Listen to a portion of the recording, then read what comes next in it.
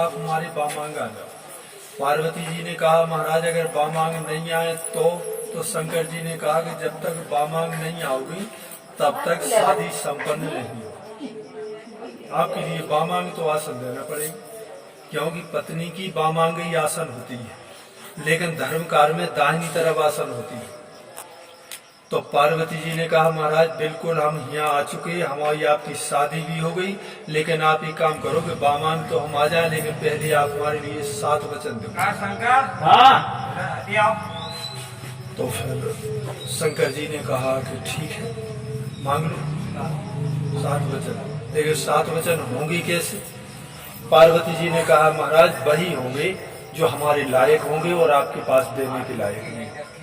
उन्होंने कहा ठीक है मांगो। तो उन्होंने मांगा कि एक मुखी ऊर्जे विपने चतुर माया पंच पशुदेव खट। एक मुखी का मतलब ये होता है कि आज से आप एक मुख से रहेंगे। जी आपसे हाथ जोड़ करके प्रार्थना करके मांग रही हैं कि ये 7 वचन आप हमारे लिए दो, जो जीवन पर्यंत तक आपके लिए स्वीकार करना पड़ेगा। मानो तो नहीं मानो तो परेशान नहीं हो। चोखे तो इनने जो कही कि एक मुख है, आप एक मुख से रहना। यह सोचन करियो कि राव बामे असवार में और काव इनसे भिंडी की, ये कभी नहीं होना चाहिए। जहां हो दुनिया से झूठ बोल रहा, मगर इनसे झूठ मत बोलो, सत्य कहो। हम फलानी जगह है, फलाने समय तक हम आ सकते इतना। और एक मुखी का एक अर्थ और भी है कि मुखी का मतलब ये है कि जैसे आप यज्ञ करो, हवन करो, या तीर्थ जाओ, या धर्म का भागवत करो, कुछ भी करो, उसमें आप इनके लिए बगल में रखेंगे। अर्धांगिनी है जी आपकी, तो गांठ जोड़ करके आप इनके बिना अकेले जो है कोई भी कार्य नहीं करोगे, इन्हें साथ में लेकर के करोगे। एक मुखे ऊर्जे, ऊर्जे माने जैसे बाग है, आप बाग के लिए लगाओ या काटो या बेचो, उसमें आप इनसे पूछोगे। विपिने, वही विपिन माने बाग। चत्वार माया, जैसे संपत्ति जमीन जायदाद जो भी बेचो या खरीदो, उसमें आप इनसे पूछोगे। हम ऐसा नहीं कहते किसी से भी कि तुम अपने माँ बाप से न पूछो, जरूर पूछो, घर में पूछो, लेकिन ऐसा ना हो कि आप इनसे न पूछ पाओ। फिर भी सलाह कर लो थोड़ी सी, ऐसा काम करने के लिए जा रहे, अच्छी बात है। चत्वार माया, संपत्ति माया जो है एक लक्ष्मी भी है, और पैतृक संपत्ति है, आपके पिताजी की संपत्ति, आपका स्वयं का धन, कमाया हुआ धन भी है। तो उसमें से जी कहती है कि महाराज उसके आधे के हकदार हम हो चुके हैं आपके। तो आप किसी के लिए कर्ज में दो या कर्ज किसी से लो, वो आप इनसे पूछोगे कि हमें साकार करने के लिए जा रहे, आपकी क्या इच्छा है। अब जब आपने जी पूछा या शंकर जी ने कहा कि तुम्हें क्या मतलब, लेना देना तो हमारा है, तो इनने जी कहा कि हम संपत्ति के हकदार भी आगे के हैं, आपके मकान के भी है, आपकी जायदाद के भी है, यहाँ तक कि जी आपके भी है, आधे के हकदार। तो आप इनके लिए बताओगे और इनकी बिना सलाह के कुछ नहीं करोगे। चत्वार माया, पंच पशु, पशु 5 तरीके के होते हैं, गाय बैल भैंस इत्यादि। जो कुछ भी आप खरीदो या आप बेचो, उसमें आप इनसे पूछो कि हमें साकार करने के लिए जा रहे हैं, इसमें आपकी क्या इच्छा है। अब एक बात है, निराली ये हो जा, और एक और ध्यान रखना हमेशा, ये तो राजा हो गए, जिसका विवाह हो जाता है वो राजा बन जाता है। कैसे? एक शिष्य थे, गुरुजी थे, गुरुजी शिष्य के लाने रोजाना सिखाए, रोज सिखाए, बेटा धर्म जो हो, सत्संग जो हो, तो रामायण जो हो, भागवत जो हो। भाई में एक दिन गुरुजी बोले कर बेटा जो अर्धांगिनी हो, जो शादी हो जाए।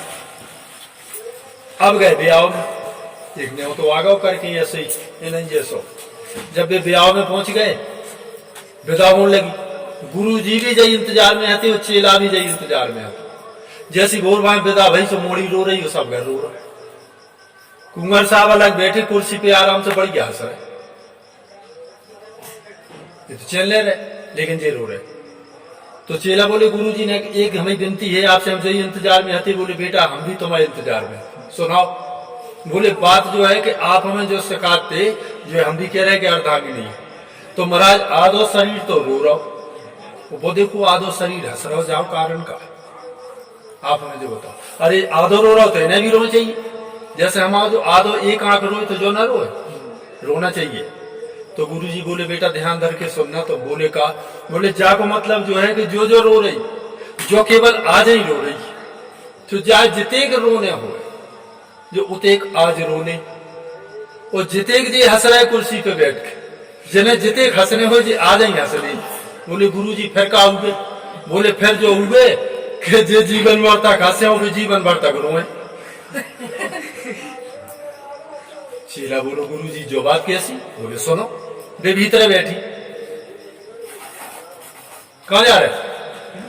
हम दरबारी तक जा रहे। आलू नन्या, आधी किलो टमाटर नन्या, तेल नन्या और सावन नन्या। अब ले रहे भी बफाव, उन्हें तो कर दो को, इन्हें नहीं जाना है, आपके लिए जाना है, कमाने के लिए तुम्हें जाना है, उन्हें नहीं जाना। तो गुरुजी कह रहे हैं चेला से कि बेटा बस केवल आज ही को देना है इनको हंसवे को और इनको रोने को। इन्हें तो 70 जगह रोने कर्ज ले भी जाने और साओ बेघरे बैठे लिया आराम से क्योंकि खेत तुम चलाओगे, बखर तुम चलाओगे, तुम घर लाओगे, आराम से खाओ। तो यहाँ पर जी है कि उन्होंने इतना कह दिया, और कहने के पश्चात फिर उन्होंने कहा महाराज एक वचन और है, वो आप उसका विशेष ध्यान रखना। बोले क्या? जैसे बोले हम सखियन के समूह में बैठे हो या अकेले में हमसे कभी कोनो गलती बन जाए तो आप इतना ध्यान रखना कि 7 सखियों में हमें डांटना है, मारपीट तो है बहुत दूर, कभी डांटना भी नहीं। तो शंकर जी बोले काय न डांटे, जब हमें अर्धांगिनी हो तुम डांट नहीं सकते। पार्वती जी बोले महाराज सुन लो, डांटने का मतलब यह है कि हमें आपकी बात का ध्यान रखना है, हंसी आपकी होगी हमारी नहीं, आप दिखाओ तमाशा। अगर को हमें लाने हंसे तो वहां में हंसी आपकी। शंकर जी ने इन वचनों के लिए स्वीकार कर लिया, भाई साहब आपने भी कर लिया, कहो कर ले, बोलो स्वस्ति स्वस्ति, ये वचन हमारे लिए स्वीकार है।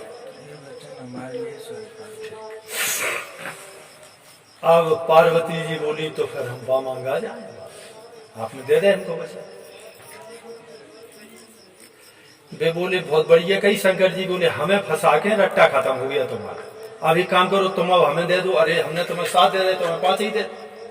पार्वती जी बोली हम लोग का धरो, कलेगा तू अपनो छोड़े आए तुम्हारे घरे आ गए। बोले नहीं, जैसे हमने तुम्हें दे ऐसी हम तुमसे मांगे, जो तुम्हारे पास होगा हम वही देंगे। उन्होंने कहा ठीक मांग लो। तो यहाँ पर शंकर जी पार्वती जी से मांग रहे और यहाँ पर जी सतीश जसोदा से मांग रहे जी। क्या मांग रहे हैं कि उद्याने मद्यपाने पिताग्रह गमने मम चित्तम मम बाण। उद्यान जो वन है उसमें कभी नारी के लिए अकेले नहीं जाना चाहिए, कभी। ये वेद शास्त्र में बिल्कुल अलाउ नहीं है। लेकिन आज की परिस्थिति ऐसी है कि वे घरे बैठे आराम से को ठोक ली और वे देखो तो लकड़ियां काट रही हाथ में या डांग में। अब इसका अर्थ ये निकलता है कि आज तक किसी भी, केवल जगदम्बा के लिए तो हथियार लेना स्वीकार करना पड़ती है, वो भी वेद शास्त्रों से, लेकिन जगदम्बा की शादी नहीं भाई। और वे भी जब प्रकट होती हैं जब सारे देवता हार जाते हैं। लेकिन आज का आदमी इनके हाथ में हथियार दे दे वो भी कॉलेज लेकर चली जात, लेकिन फेंक नहीं बात के जो हथियार हमें न दे जी काली का स्वरूप है। तो उनने कहा कि ठीक है, लेकिन जो आज की बात करी हमने पहले की बात नहीं। उद्यान जो वन है उसमें कभी अकेले मत जाना। मद्यपाने मतवाले के कभी मुंह मत लगे। उन्होंने पूछा महाराज मतवाले कितने होते हैं? बोले एक मतवाला होता है हाथी। अगर हाथी नाराज हो जाए नारी के लिए कभी भी अकेले नहीं जाना चाहिए, ना तुम भगवे की, ना तुम बचवे की, ना तुम चिल्लाने की, कभी भी मत। लेकिन बैठता है कभी कभी। ठीक है महाराज। बोले दूसरा कौन है? बोले बादल। अगर बादल गरजते हो तो कभी भी, या बिजली चटक रही है तो एकदम से बाहर ना निकल जाओ, क्योंकि इसमें यह है कि बाएं बनता पीर, जब भी हवा मारती है और जब भी बिजली झटका देती है तब नारी के लिए बाएं तरफ और आदमी के लिए दाहिनी तरफ। आप कभी भी ध्यान रखना जी, कभी गलत नहीं हो सकती बात। हमेशा ऐसे ही हुए। तो पार्वती जी बोली जो तो गड़बड़ की बात है। बोले काहे? बोले तो हम का 4 महीना भीतर ही बैठे रहे। बोले नहीं, बैठने की कोई जरूरत ही नहीं, तुम अपने भाई के लिए याद करो। अब भाई कौन है? घन माने बादल और श्याम माने काले, घनश्याम नाम कृष्ण का है। और जो कंस ने जो बिजली जो फेंकी थी वही जो है तो भगवान की बहन थी, जो जब उसने जाकर आकाश में कहा था कि तुम्हारा मारने वाला पैदा हो चुका है, हमें मारने से क्या फायदा। तो यहाँ पर वो कह रहे हैं कि आप उन्हें याद करो भगवान कृष्ण के लिए, बाहर निकल जाओ, कोई भी दिक्कत नहीं। बोले महाराज तीसरा कौन है? 2 निबट गए। बोले एक तीसरा और है। बोले का? बोले बादल तो 4 ही महीना गरजत, हाथी कहूं में कहूं बेकर। लेकिन पार्वती जी वो भलो आदमी ने कहूं ने कई कंठ में उतार ली तो चांद जब बेकर हो गए। घरे आ जाए तो नाराज, बाहर डरो रहे तो नाराज। अब देखिए हम 7-5 वचन कह रहे, बताओ ये बात कोई स्वीकार करता है? वे बिना पिए नहीं मानते। शराब पीने वाला, और यहाँ पर शंकर जी कह रहे शराब पी के कभी भी सामने मत जाओ। क्योंकि तो उन्होंने पूछा पार्वती जी महाराज शराब पीने को मतलब क्या है? अरे आप भी तो नशा करते हो। शंकर जी ने कहीं नहीं लिखा, हमने आज तक नशा नहीं किया। और अगर हम नशा करते हैं तो पार्वती जी तुम्हें इस बात का पता होना चाहिए कि हम नशा करते हैं, लेकिन वो नशा नहीं है। हम समाधि भी तो लगाते हैं, भी लगा के दिखाएं? नहीं लगा सकते, हमें हजारों वर्ष हो जाती। तो उन्होंने कहा महाराज ढंग से समझाओ। बोले सुनो, नशा का उल्टा करो शांत, नशा का उल्टा करोगे शांत। तो वे कहते हैं कि जब कोई नशा करेगा कलयुग में तो उसकी शान चली जाएगी। शंकर जी बोले एक और। बोले का? बोले शराब। संधि विच्छेद करो सरधन आप, जिस दिन शराब पी लेगा उस दिन उसकी सरगी आप चली जाएगी। लोग उसकी तरफ देखेंगे नहीं, बुरा भला कहेंगे, आप इतना ध्यान रखें। तो बोले नशा करने वाले के सामने कभी भी मत जाना। उन्होंने स्वीकार कर लिया, ठीक है महाराज नहीं जाएंगे। तो बोले उद्याने मद्यपाने पिता गृह गमने, पिता के घर कभी भी बिना बुलाए मत जाओ। और रोज रोज जाओगी तुम्हारा सम्मान नहीं होगा। अरे वे तो रोज ही आ जाओ, इसलिए नहीं। पार्वती जी ने पूछा अगर भाई छोटा है, असमर्थ है, पिताजी अगर बीमार है तो क्या करेंगे? सावन का महीना आ जाए। शंकर जी बोले बिल्कुल सावन को जाओ, लेकिन राखी बांध के सवेरे में भगया, बहुत से बहुत 3 दिन की बात है, दूध को जाओ भगया। और उनने कही अगर नहीं आ पाए तो बोले तो तुम्हें पता है कि 3 दिन के बाद ही आई थी, सो मरिया ही निपटी थी। होते ही सती जी का यही याद हुआ था, सीताराम मर गई थी। इसलिए शंकर जी कहते हमारी आज्ञा की अवहेलना बिल्कुल नहीं होना चाहिए। पार्वती जी ने स्वीकार कर लिया। पिता गृहगम ने मम चित्तम, उन्होंने कहा हमेशा अपने पति का अपने दिमाग में चित्त में रखना। मम वाक्यम, पति के वचनों का पालन करना जीवन भर तक। उन्होंने कहा महाराज देवतन को क्या करें? बोले देवतन को जो करो सो उन्होंने लिखा कि एक ही धर्म एक व्रत नेमा और काय वचन मन पति पद प्रेमा। ना कोई व्रत है, ना कोई धर्म है, ना कोई कर्म है, ना कोई पूजा है, ना कोई पाठ है। केवल पति के चरणों की सेवा करो तो सारे देवता तुम्हारे चरणों में सलाम करेंगे।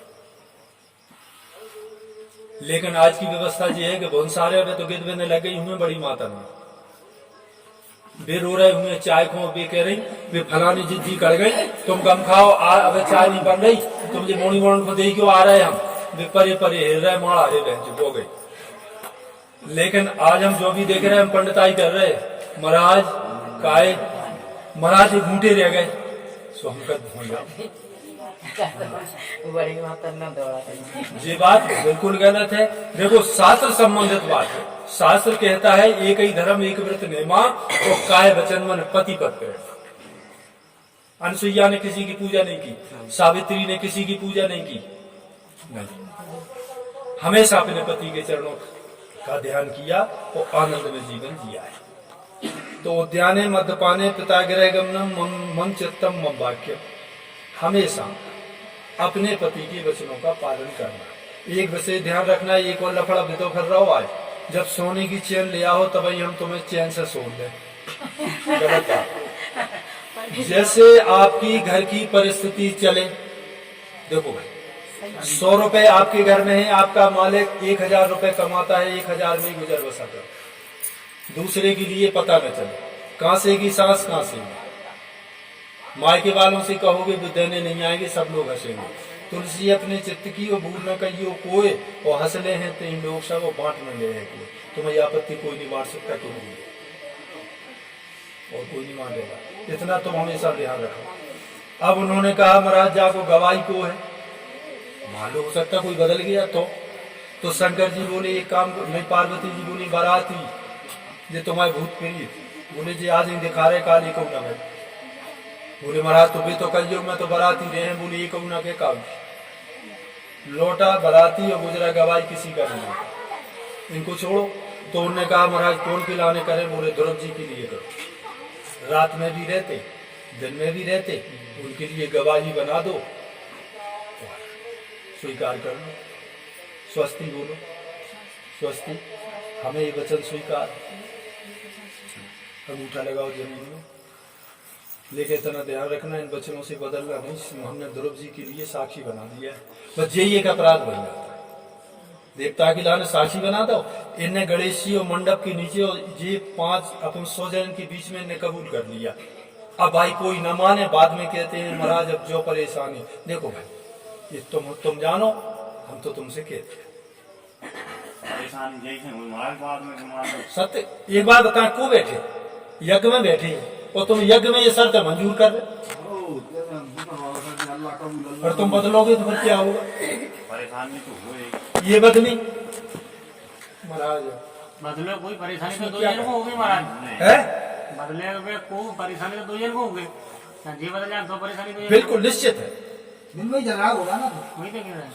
झगड़ा नहीं, कई तरीके की आर्थिक परिस्थिति, शारीरिक, संतान, अगर जी सब कई तरीके की परेशानी चले नहीं कि पूरी बात है कौन जिंदगी में परेशान नहीं, कभी कोई परेशानी नहीं आ सकती, ये गारंटी है।